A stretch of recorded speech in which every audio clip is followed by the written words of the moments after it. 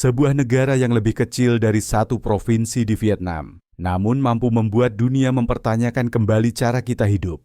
Dari pajak penghasilan 55% hingga pantai telanjang, dari ritual kopi yang lambat hingga ruang kelas tanpa nilai, Denmark bukan sekadar berbeda, melainkan sangat menginspirasi. Jadi, apakah kamu siap mengungkap rahasia salah satu tempat paling bahagia di dunia ini? Denmark, ukuran kecil, pengaruh besar. Denmark mungkin lebih kecil dari sebuah provinsi di Vietnam, namun dampaknya terhadap dunia sangat besar, terutama dalam hal keberlanjutan, kesejahteraan sosial, dan gaya hidup minimalis. Terletak di Eropa Utara, negara ini mencakup semenanjung Jutland dan lebih dari 400 pulau, masing-masing menambah pesona pada identitas pesisirnya. Apa yang benar-benar mendefinisikan Denmark adalah pola pikirnya. Inilah rumah dari minimalisme yang membahagiakan, di mana orang-orang mengutamakan keseimbangan, keadilan, dan hubungan antar manusia daripada materialisme. Pendidikan gratis, layanan kesehatan universal, dan kepercayaan pada sistem publik bukanlah kemewahan, melainkan standar yang diharapkan. Di sini, kepercayaan mengakar kuat. Bayi tidur siang di luar kafe, sistem berjalan dengan baik, dan para pemimpin umumnya dipercaya. Denmark membuktikan bahwa negara kecil dengan hati besar bisa membentuk kembali makna hidup yang baik. Jadi, bayangkan ini. Jika negara dengan ritme cepat seperti Vietnam mengadopsi model Denmark, mungkinkah stres, kemacetan, dan kelelahan perlahan-lahan menghilang? Kristiania, pemberontakan damai di jantung Copenhagen. Kristiania adalah sebuah kota bebas yang dideklarasikan sendiri di pusat Copenhagen, beroperasi tanpa pajak, polisi atau hukum negara. Didirikan pada tahun 1971 oleh para seniman dan idealis, tempat ini menjadi surga bagi budaya tandingan, kreativitas, dan kehidupan komunal. Di Kristiania, rumah dibangun dari bahan daur ulang, mobil digantikan oleh sepeda, dan keputusan dibuat melalui konsensus. Tidak ada sertifikat kepemilikan atau korporasi, hanya seni, komunitas, dan irama hidup yang berbeda. Meskipun sikap terbukanya terhadap ganja memicu ketegangan, pemerintah Denmark melindungi Kristiania sebagai eksperimen sosial. Ini membuktikan bahwa kebebasan dan perdamaian dapat tumbuh di luar norma jika berakar pada rasa hormat dan nilai-nilai bersama. Bayangkan menghabiskan seminggu di sana. Apakah kamu akan membawa buku sketsa, jurnal, pikiran yang ingin tahu, atau mungkin hanya kesediaanmu untuk melepaskan diri dari kebiasaan konvensional? Perempuan Denmark menjalani feminisme dengan kekuatan tenang. Di Denmark, feminisme bukanlah sebuah perjuangan, melainkan kenyataan hidup. Perempuan Denmark adalah pelopor bukan karena mereka paling keras bersuara, tetapi karena mereka hidup dengan percaya diri yang tenang dan mengubah aturan. Mereka memakai riasan sedikit, bukan sebagai protes, tetapi karena pilihan. Mereka bersepeda ke tempat kerja dengan sepatu olahraga, memimpin bisnis, mengelola rumah, membesarkan anak, dan masih sempat mendaki sendirian atau menikmati secangkir kopi tenang di tepi laut. Mereka merakit furnitur, mengurus keuangan sendiri, dan sering memilih hidup sendiri, bukan karena kesepian, tetapi karena kekuatan. Hadiah sejati yang diberikan Denmark kepada para perempuannya bukan hanya hak hukum, tetapi ruang budaya. Ruang untuk memimpin tanpa harus menjelaskan, ruang untuk tajam tanpa dicap, ruang untuk tidak menjadi ibu, atau sepenuhnya menjadi ibu tanpa stigma. Dalam budaya Nordik ini, pekerjaan rumah tangga tidak dibagi berdasarkan gender, melainkan dibagi sebagai ritme alami kehidupan. Perempuan Denmark merangkul kemandirian bukan sebagai bentuk pemberontakan, tetapi sebagai hal yang wajar. Baik itu seorang ibu tunggal yang mengejar karier di bidang teknologi, atau perempuan yang mengambil cuti panjang untuk memprioritaskan kesehatan mentalnya, pilihan mereka mencerminkan pemahaman sosial yang lebih dalam, bahwa pemenuhan diri bukan soal menyesuaikan diri, tetapi berdiri teguh pada siapa diri kita. Di dunia yang masih bergulat dengan norma gender yang kaku, Perempuan Denmark memberikan gambaran tentang apa yang terjadi ketika kesetaraan bukan lagi tujuan, tetapi sesuatu yang sudah ada. Pantai telanjang, merayakan alam, satu langkah tanpa busana sekaligus.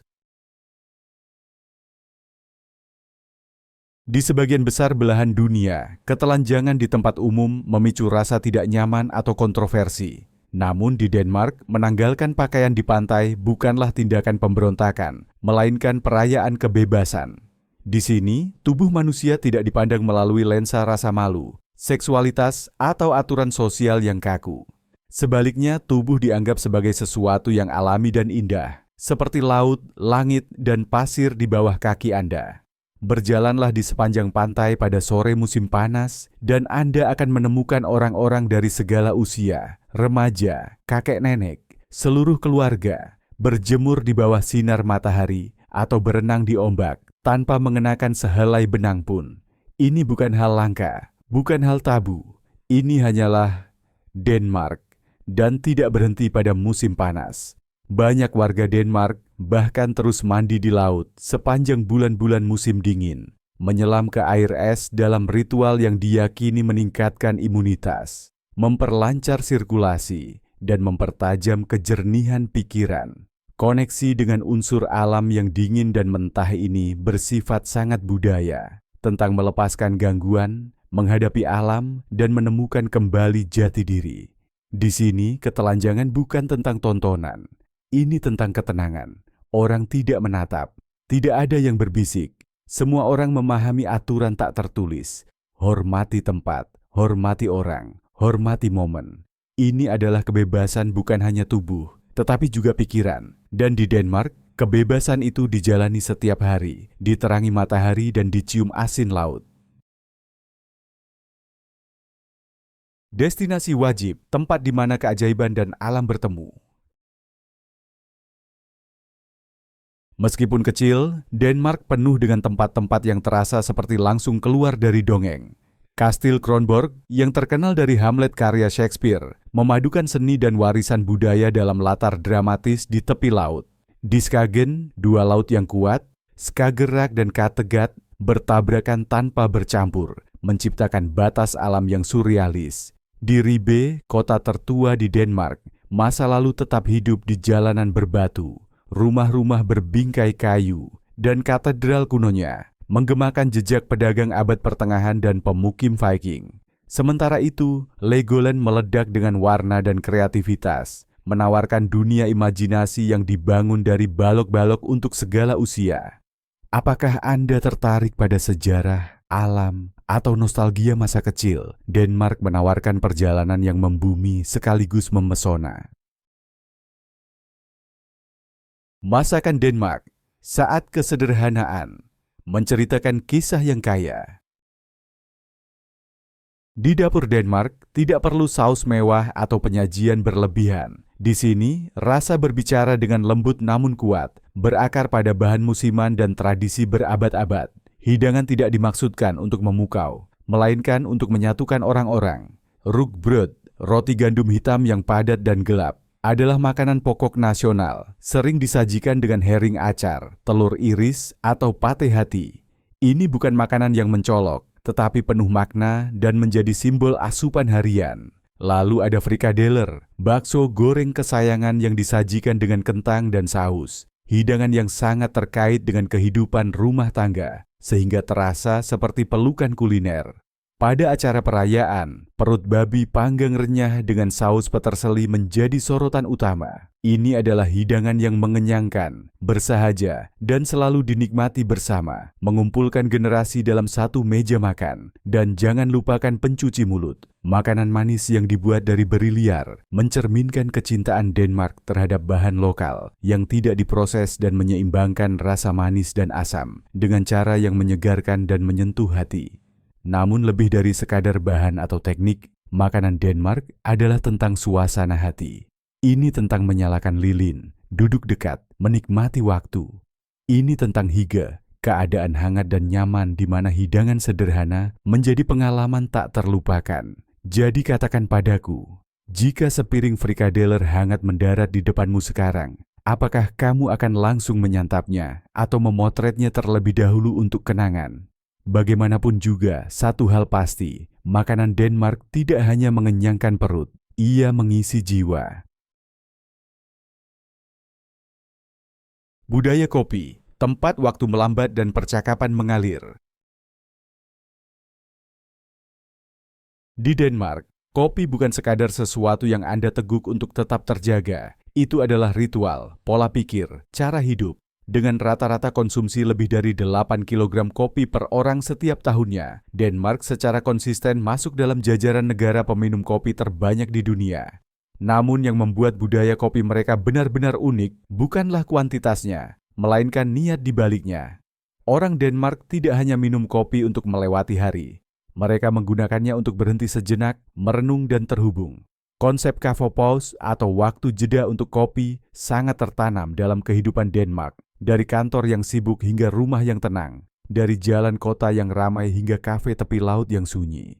Ini adalah waktu untuk menjauh dari tugas dan layar, dan justru hadir sepenuhnya, bersama kolega, teman, atau bahkan dengan pikiran sendiri. Masuklah ke dalam sebuah kafe Denmark yang nyaman, dan Anda mungkin akan menemukan cahaya lilin yang berkelap-kelip, nada bicara yang lembut, dan undangan tanpa kata untuk memperlambat segalanya. Tidak ada musik keras, tidak ada pesanan tergesa, hanya waktu yang disediakan untuk koneksi antar manusia.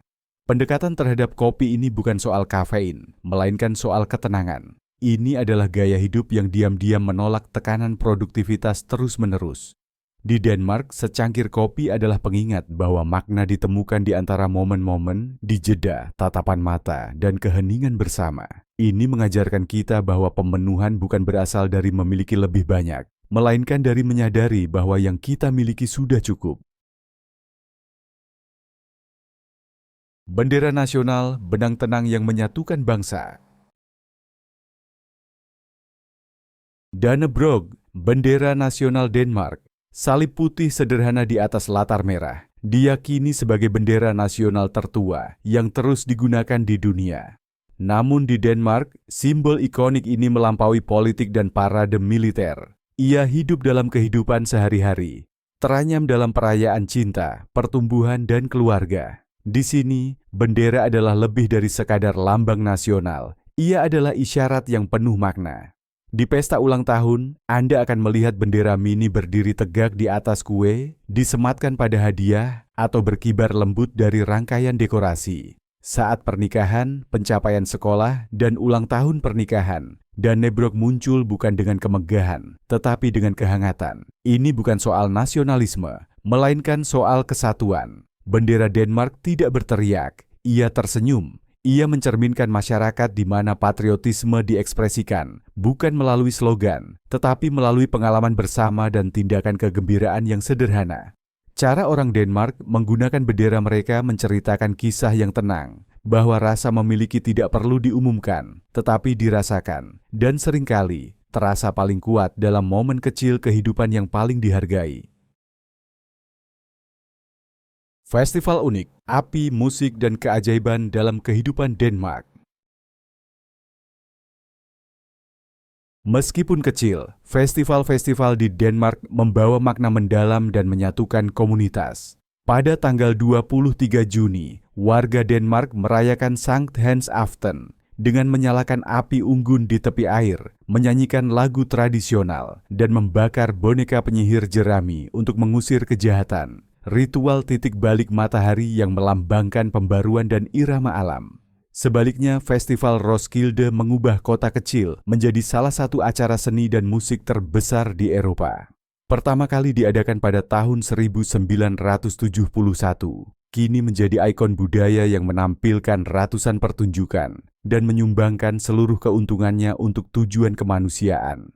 Selama Natal, suasana meriah dimulai lebih awal, dengan lampu-lampu sejak bulan Oktober, bir khusus julebrik, kalender Advent untuk anak-anak, dan pertemuan bercahaya lilin yang menerangi hari-hari musim dingin yang paling gelap sekalipun.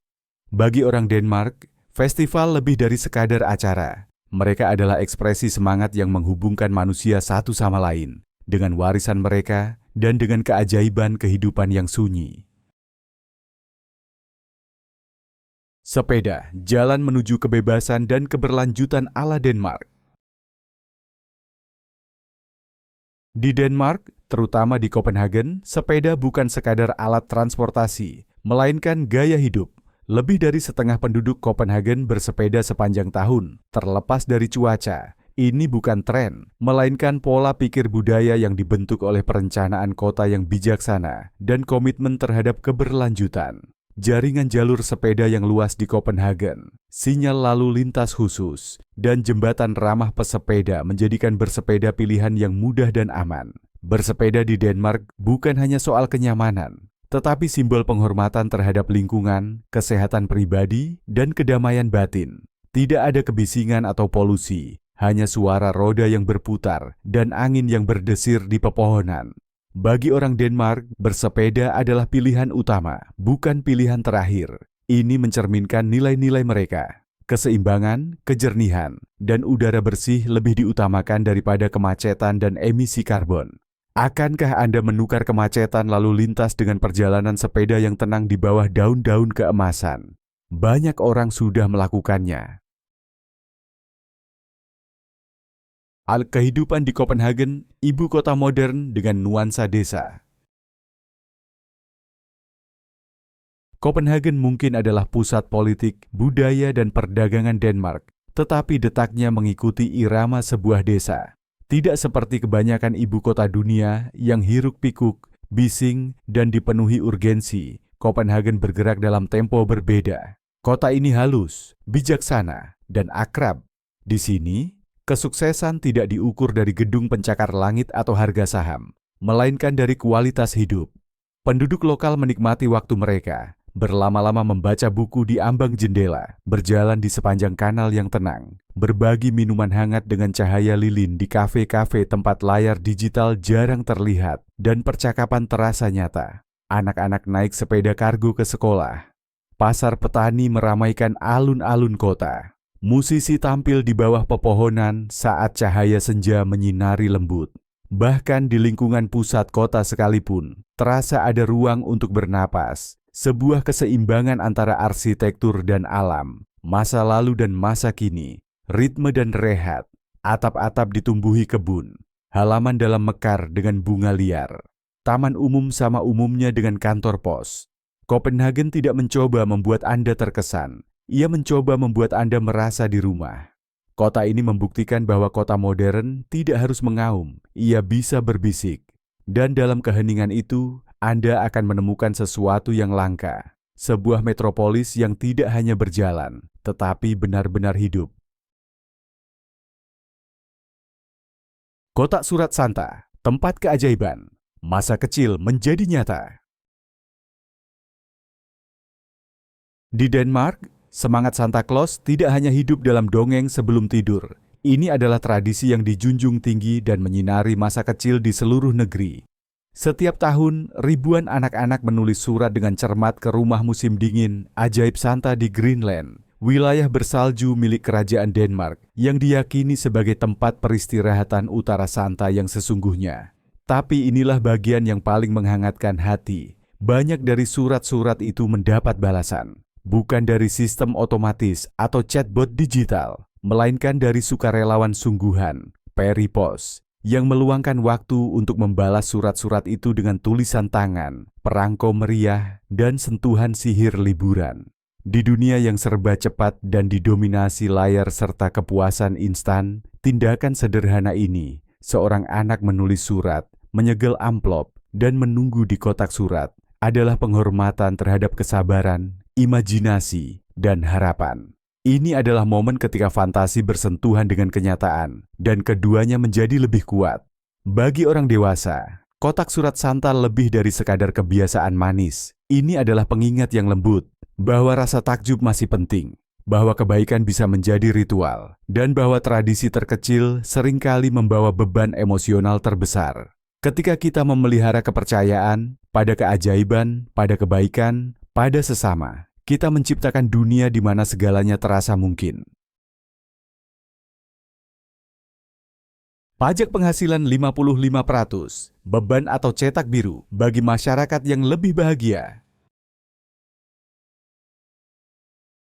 Di banyak negara, tarif pajak 55% akan disambut dengan penolakan. Tetapi di Denmark, hal ini diterima dengan tujuan dan kebanggaan. Pajak dipandang bukan sebagai uang yang hilang, melainkan sebagai investasi pada manusia, layanan publik, dan masa depan yang adil. Sistem ini membiayai pendidikan gratis dari taman kanak-kanak hingga pasca sarjana, layanan kesehatan publik berkualitas tinggi, dan jaring pengaman sosial yang kuat untuk memastikan tidak ada yang tertinggal, bahkan di masa sulit. Yang membuat sistem ini berhasil adalah kepercayaan. Kepercayaan bahwa pemerintah menggunakan dana secara transparan dan bahwa pajak kembali dalam bentuk jalanan bersih, rumah sakit berkualitas, transportasi efisien, dan peluang yang setara bagi semua. Sementara negara lain menghadapi perdebatan tanpa akhir soal pemotongan dan kenaikan pajak untuk menambal defisit, model Denmark dibangun di atas kontrak sosial, di mana kontribusi dihargai, bukan dianggap pengorbanan. Berbagi kekayaan dipandang sebagai kunci membangun masyarakat, di mana setiap orang, tanpa memandang status, bisa berkembang. Hygge, filosofi kebahagiaan yang dibuang dalam bisikan. Tidak ada kata dalam bahasa Inggris yang secara tepat menggambarkan hygge, dan mungkin itu memang pantas, karena ini bukan hanya sebuah istilah, ini adalah perasaan, sebuah ritual, cara hidup yang tenang dan mencerminkan jiwa bangsa Denmark. Diucapkan, hygge, ini adalah rasa nyaman yang muncul saat segalanya terasa tepat. Cahaya lilin yang berkelap-kelip, kehangatan kaus kaki wol, kelembutan tawa yang bergema di dapur kecil. Hygge diciptakan dengan sengaja, bukan kebetulan, dan tentu saja bukan mahal. Ia datang dari detail kecil, kopi yang baru diseduh, aroma kayu manis dari oven, irama hujan yang mengetuk jendela sementara api berkobar di dekatnya. Ini adalah apa yang terjadi ketika kita mematikan dunia luar dan menyambungkan diri pada satu sama lain. Namun hygge bukan tentang melarikan diri, ini tentang menambatkan diri pada saat ini. Ini adalah bentuk perlawanan terhadap hiruk-pikuk, kebisingan, dan tuntutan dunia yang terobsesi pada produktivitas. Hygge berbisik, perlambat, kamu sudah cukup. Bukan kebetulan bahwa Denmark secara konsisten menduduki peringkat negara paling bahagia di dunia. Di luar kebijakan hebat dan sistem yang kuat, orang Denmark telah menguasai seni menikmati kebahagiaan sederhana. Hygge mungkin lembut dalam suaranya, tapi sekali Anda merasakannya, ia akan tetap tinggal bersama Anda. Dan jujur saja, siapa yang belum pernah merasakan momen hygge tanpa menyadarinya? Malam ketika waktu melambat, teh terasa hangat, dan percakapan begitu mengalir. Jika itu terdengar seperti gaya Anda, berarti Anda sudah jadi bagian dari klub hygge. Biaya hidup yang tinggi, harga yang mencerminkan nilai sesungguhnya. Mari kita jujur, hidup di Denmark tidaklah murah. Baik Anda tinggal di Copenhagen, Aarhus, atau kota yang lebih tenang, biaya hidup bulanan untuk satu orang seringkali berkisar antara 1.200 hingga 2.100 dolar. Bahan makanan bisa mahal, sewa sangat kompetitif, dan makan di luar bukan sesuatu yang dilakukan setiap hari oleh kebanyakan orang. Tapi inilah intinya, ini bukan soal mengeluarkan lebih banyak uang. Ini soal mendapatkan lebih banyak. Di Denmark, harga yang lebih tinggi datang bersama ketenangan pikiran. Anda tidak perlu asuransi kesehatan swasta. Anda tidak akan lulus kuliah dengan utang yang menumpuk. Anda tidak akan terjaga semalaman memikirkan biaya penitipan anak atau tagihan medis. Semua hal itu sudah ditanggung di muka melalui sistem kesejahteraan yang berfungsi dengan baik dan dianggap oleh sebagian besar warga bukan hanya adil, tapi juga esensial. Transportasi umum efisien, bersih, dan tepat waktu. Taman terawat, jalanan aman. Air keran tidak hanya layak minum, tetapi juga dianjurkan. Ketika semua hal di sekitar Anda dibangun dengan kepedulian, dirancang untuk manusia, dan berakar pada pemikiran jangka panjang, Anda mulai melihat label harga dengan cara yang berbeda. Di Denmark, kualitas hidup bukanlah kemewahan, itu adalah standar. Jadi meskipun angka-angka di atas kertas mungkin terlihat tinggi, Pengalaman hidup berkata lain, di mana biaya sejalan dengan nilai, dan nilai diukur bukan hanya dalam bentuk barang, tapi dalam kedamaian, tujuan, dan kebersamaan. Desain minimalis, tempat keindahan dan tujuan bertemu dalam setiap detail. Denmark adalah ikon global dalam desain minimalis, di mana keindahan selalu berjalan beriringan dengan fungsi.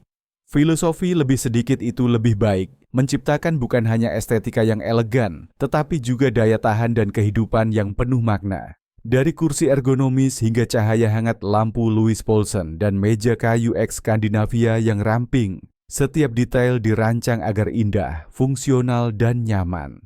Gaya ini lahir dari kebutuhan nyata. Musim dingin yang panjang dan cahaya matahari yang terbatas membuat rumah harus terasa hangat, terbuka, dan halus.